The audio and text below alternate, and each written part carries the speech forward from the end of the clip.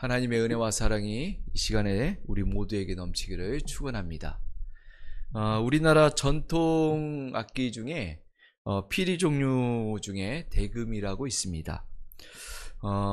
소리가 아주 좋아서 낮은 음은 우아하고요, 그리고 고음은 아주 청아한 그런 소리를 냅니다. 그래서 개인 독주나 합주에도 아주 잘 어울리는 그런 악기예요. 그런데 이 악기의 재료가 대나무입니다. 그런데 이 대나무 중에서도 쌍골죽이라는 그런 대나무를 씁니다. 이 대나무는 살이 아주 두텁고 단단하기에 공명이 아주 크고 아름다운 음색을 냅니다. 그런데 이 대나무는 원래 있는 대나무가 아니에요. 이 대나무는 대나무 중에서 자라다가 병들고 골골한 그런 대나무, 고통과 아픔 속에서 힘들게 자란 대나무가 바로 쌍골죽이라는 대나무입니다. 이 대나무는 자라는 과정 속에서 아픔을 견디면서 그런 이겨낸 흔적들, 그것이 그 나무의 물결이 되고요, 그리고 그 나무의 마디가 되어서 새겨집니다. 그래서 아주 단단하면서도 좋은 소리를 내게 되는 것이지요. 우리의 삶에도 고통과 고난을 이겨낸 그런 흔적들이 있습니까? 그렇다면 우리는 더욱더 단단해졌을 겁니다. 오늘 말씀도 비난 속에서 그것을 극복해낸 한 사람에 대한 이야기를 다루고 있습니다. 오늘 말씀은 예수님께서 여리고에 들어가셨다가 나오시면서 한 거지 맹인 바디메오라는 그런 사람을 만나게 됩니다. 사람들이 나사렛 예수가 지나간다라는 그 소식을 듣고 이 바디메오는 다윗의 자손 예수여라고 그렇게 외칩니다. 사람들이 제재하는 가운데서도 더 크게 외침으로 인해서 예수님이 그를 불러서 그를 다시 보게 하셨다는 그런 이야기지요. 그런데 예수님은 오늘 말씀에서 보면 맹인을 불러서 하시는 말씀이 있습니다. 뭐라고 말씀하시냐면은 무엇을 주기 원하느냐라고 그렇게 물어보셔요. 좀 이상하지 않습니까? 아니, 소경이, 맹인이 소원이 뭘까요? 당연히 보기를 원하는 거겠지요. 예수님도 그걸 알고 계셨음에도 불구하고 내게 무엇을 주기를 원하느냐라고 그렇게 물어보셨다라는 거예요. 왜 굳이 이렇게 물어보셨을까? 뭔가 왕이 지나가다가 거지를 만나서 거지에게 네 소원이 무엇이냐, 내가 무엇이든지 다 들어주겠다라고 하는 그런 장면 같지 않습니까? 과연 이 맹인 바디메오는 예수님이 그렇게 물어볼 만한 그런 가치와 그런 삶, 어떠한 믿음을 갖고 있었기에 그렇게 대우하셨을까? 예수님은 이 소경과 뭔가 대화를 하기를 원하셨던 거예요. 그리고 예수님은 온전히 신뢰하는 이 소경을 보면서 특별한 대우를 하고 계신 겁니다. 내 소원이 무엇이냐? 무엇이든지 이루어주고 싶은 그런 마음에서 그 소경을 대하고 있다는 겁니다. 만약에 예수님께서 여러분에게 이런 질문을 하신다면 여러분은 뭐라고 대답을 하실 겁니까? 이런 질문 자체가 굉장히 마음을 흡족하게 만들고 정말 기쁨이 넘치는 거지요. 그 소원이 내가 원하는 것을 이루어 주시지만, 그러나 물어보시고 나를 대하시는 그 자체가 중요한 겁니다. 바디메오는 보는 것 외에는 아무것도 바라지 않았습니다. 그러나 예수님은 그의 마음을 어루만지신 거고요, 그를 특별한 대우로 그렇게 하신 겁니다. 이 바디메오에게는 어떤 특별한 신앙이 있었을까? 우리가 바디메오를 통해서 배울 수 있는 점은 무엇인지 우리가 함께 살펴보았으면 합니다. 바디메오의 그 특별한 어떤 모습들, 신앙, 그것을 찾아볼 때 첫 번째로는 바디메오는 예수님을 메시아로 믿고 있었습니다. 바디메오는 사람들이 지나갈 때에 이야기를 들었습니다. 앞을 보지 못하는 맹인이기 때문에 그는 청각이 아주 뛰어났어요. 그래서 사람들이 지나갈 때에 나사렛 예수다라는 그런 소식이 그에게 들려왔을 겁니다. 그랬을 때 사람들이 웅성거리고 뭔가 시끄러운 그런 모습을 보면서 특별한 분이 지나간다라는 걸 알았는데 그분이 나사렛 예수라는 거예요. 그런데 이 나사렛 예수라는 이 단어는 나사렛에서 난 선지자라는 의미입니다. 나사렛에서 난 위대한 스승, 뭐 이런 뜻이에요. 왜냐하면은 이 나사렛에서 나온 분을 메시아로 취급하진 않습니다. 왜냐하면 성경 어디에도 나사렛에서 메시아가 나온다는 대목이 없어요. 그래서 예수님의 제자 중에 나다나엘이 처음에 그 예수님을 만날 때 뭐라고 얘기하냐면 나사렛에서 무슨 선한 것이 날 수 있느냐 이런 얘기를 합니다. 이건 뭐냐면 나사렛은 한 번도 선지자가 나온 적이 없기 때문에 영적으로 아주 무시당하던 그런 곳이에요. 아주 작은 마을입니다. 그런데 그곳에서 선지자가 나왔다. 이건 뭔가 특별한 내용이지요.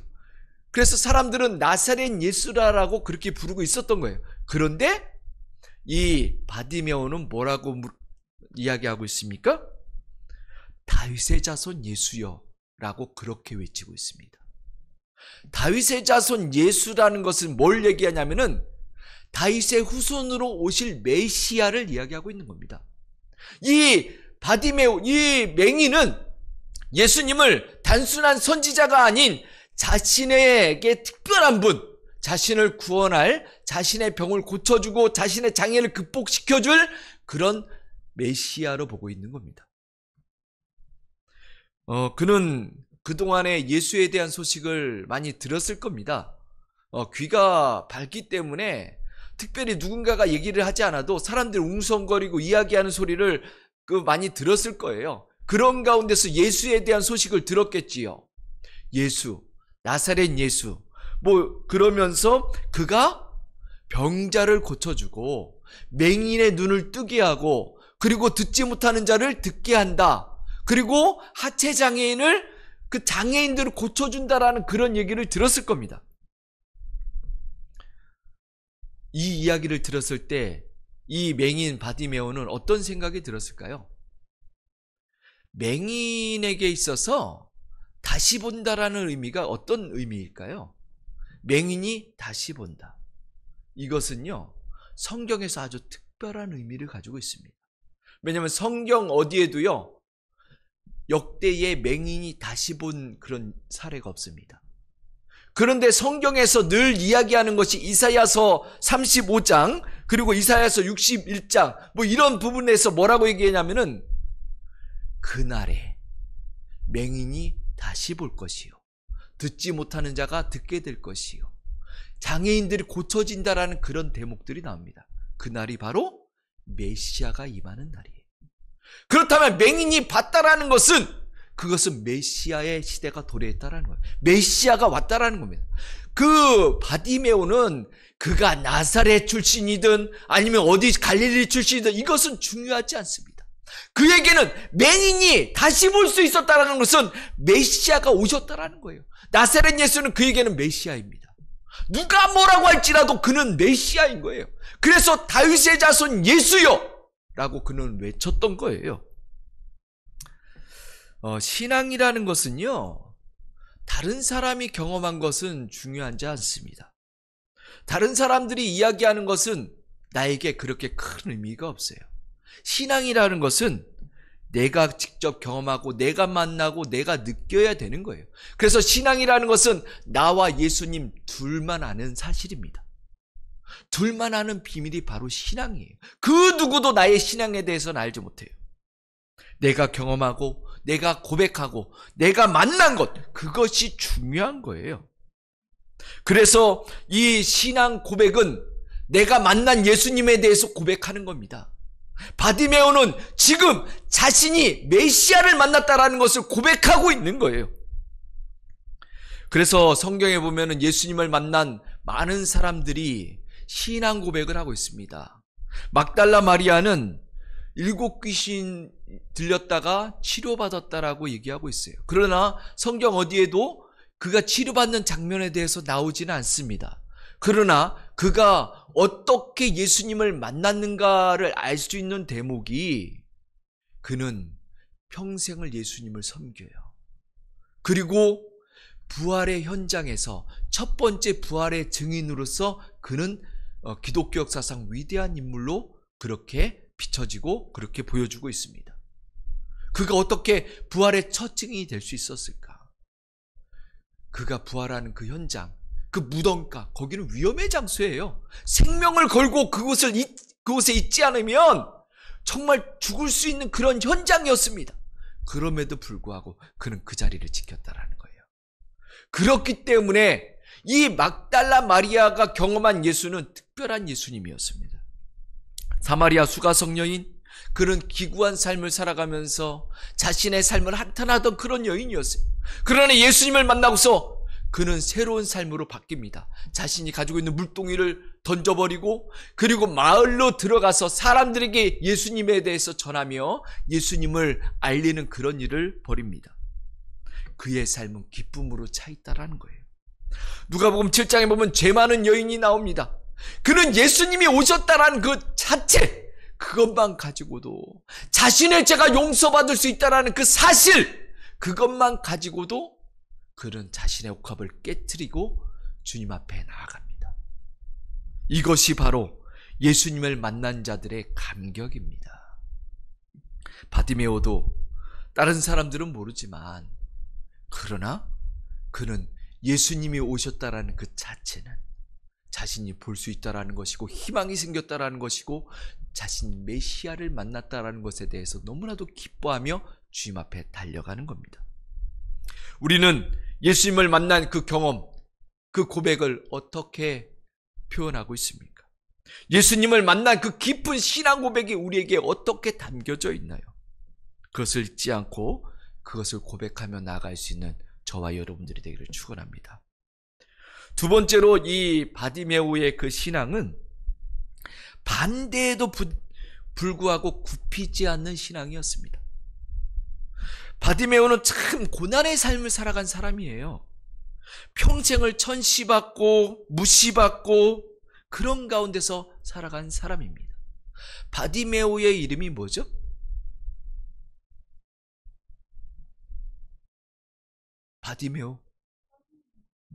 바디메오의 이름은 없습니다. 바디메오라는 뜻은요, 디메오의 아들이라는 뜻이에요. 바라는 것은 아들이라는 단어입니다. 디메오의 아들이에요. 디메오의 아들이라고 불렸습니다. 그는 태어나면서부터 소경이었어요. 그렇기 때문에 그 성경에 보면 이 소경은 레위기서에 보면은 흠이 있는 자는 소경이나 장애인들은 하나님 앞에 제사를 드리지 못한다라고, 하나님 앞에 나아가지 못한다라고 명시되어져 있어요.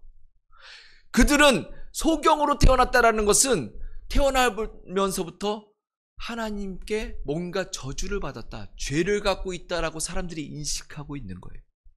경멸의 대상이었고요, 죄인 취급받았고요.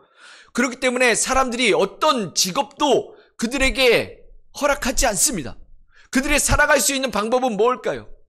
구걸하는 것밖에 없어요. 구걸하면서 살아가는 것, 그게 그들이 살아갈 수 있는 유일한 방법입니다. 그런 가운데서 요한복음 9장에 보면 이렇게 표현하고 있습니다. 예수님의 제자들이 소경을 보면서 이가 소경이 된 것이 부모의 죄입니까? 그의 죄입니까? 라고 물어봐요. 이건 뭐죠? 부모에게도 책임이 있다라는 거예요. 사람들이 볼 때에 소경이 된 것은 부모에게도 책임이 있다. 부모가 그 얘기를 들을 때 기뻐할까요? 소경으로 태어난 이 아이를 보면서 어떤 생각이 들을까요? 미워하겠지. 왜 네가 태어나서, 왜 네가 우리 가문에 태어나서 우리를 욕되게 하고 나를 욕먹이고 이런 삶을 살게 하느냐. 아마 어렸을 때 버림받지 않았을까, 아니면 버림받지 않았더라도 이름조차 지워주지 않는 그런 모습, 이거는 부모에게 미움을 받았다라는 거예요. 가문의 수치고요. 이름이 없다라는 것은 뭘 얘기하냐면은 이스라엘도 족보를 따집니다. 이스라엘도 족보가 있는 그런 나라예요. 우리나라와 같이 족보를 아주 옛날에 귀하게 여기던 그런 시대입니다. 족보에 넣지 않겠다라는 거예요. 우리의 가문의 자녀로 인정하지 않겠다라는 겁니다.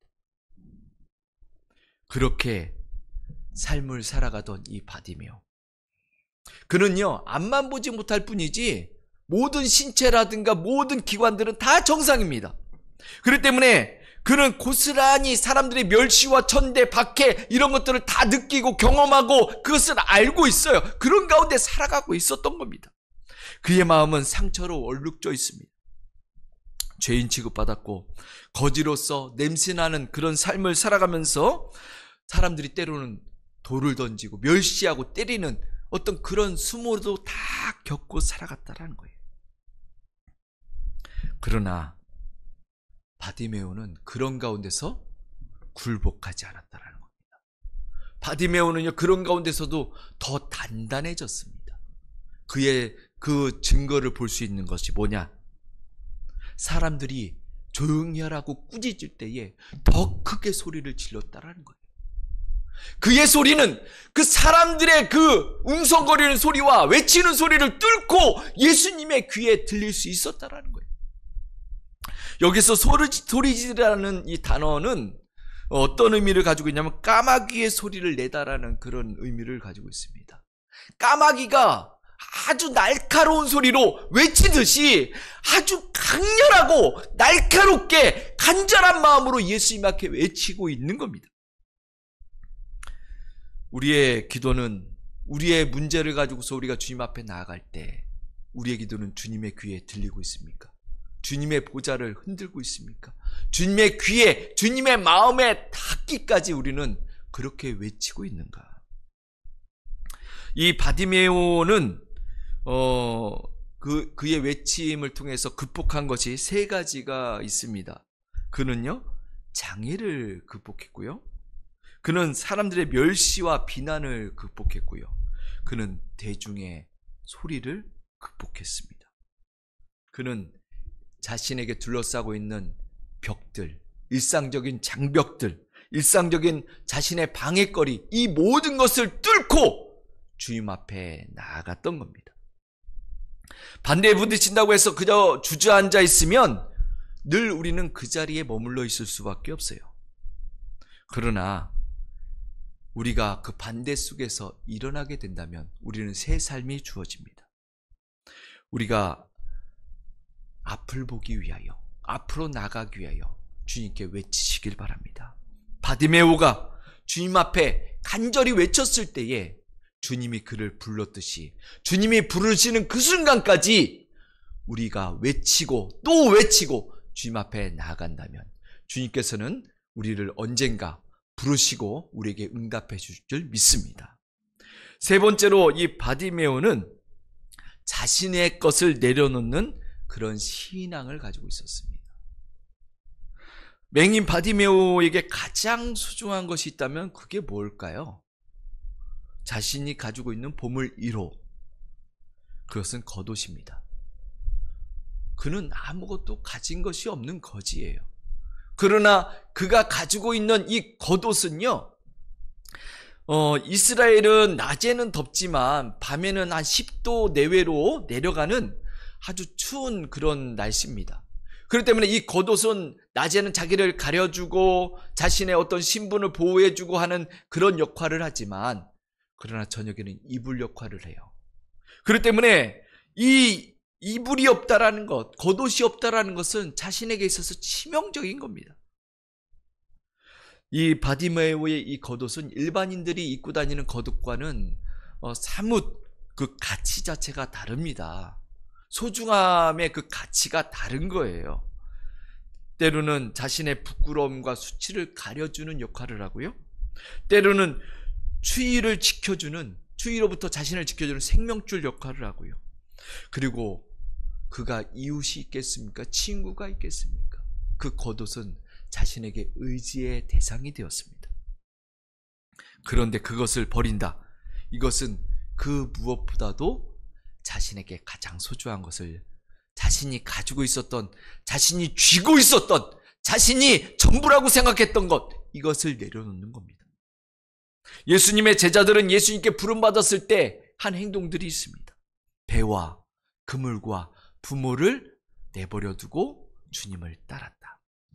사도 바울도 예수님을 알고서 자신의 자랑거리, 자신의 지식, 자신의 신분, 자신이 그동안 가지고 있었던 그 모든 것들을 내려놓고 배설물처럼 여긴다라고 얘기했습니다. 그리고 예수님만 바라보고 표대를 향하여 달려간다라고 그렇게 표현하고 있어요. 주님을 따르는 삶은 뒤가 없는 거예요. 정말 주님만 바라보고 나아가는 겁니다. 내가 소중하게 여겼던 것, 그것을 내려놓으면 다 잃어버리는 것 같습니까? 주님이 새로운 것을 우리에게 지어줄 줄 믿습니다. 바디메오는 볼 수 있는 주님의 은혜를 입었어요. 그는 새로운 삶으로 주님 앞에 나아갈 수 있었던 겁니다. 그런데 우리가 생각해 봐야 될 부분이 있어요. 이 바디메오가 다시 보게 된 후에 그 겉옷을 가지러 갔을까요? 자신이 버렸던 겉옷, 그것을 다시 주우러 갔을까? 주우러 가지 않았을 겁니다. 왜냐하면 더 이상 그 겉옷은 필요가 없는 거예요. 왜냐하면 그는 맹인이 아니기 때문에. 그는 다시 볼 수 있고요.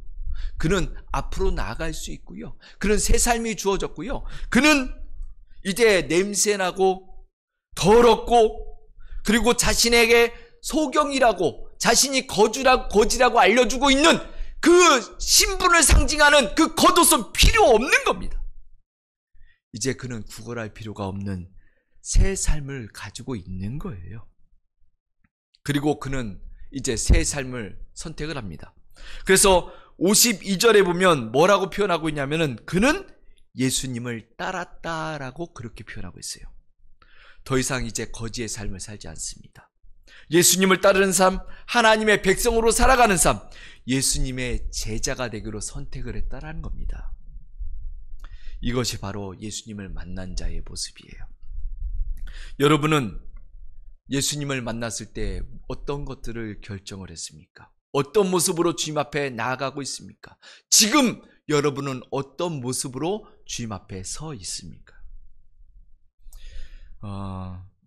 우리의 외침은 주님께 도달하고 있는지, 우리는 주님이 들으실 때까지 그렇게 계속 외치고 있는지, 우리는 어떤 모습으로 변화되어지고 어떤 것들을 주님을 위해서 향해서 달려가고 있는지, 내 손에 쥐고 있는 것 아직도 쥐고 있나?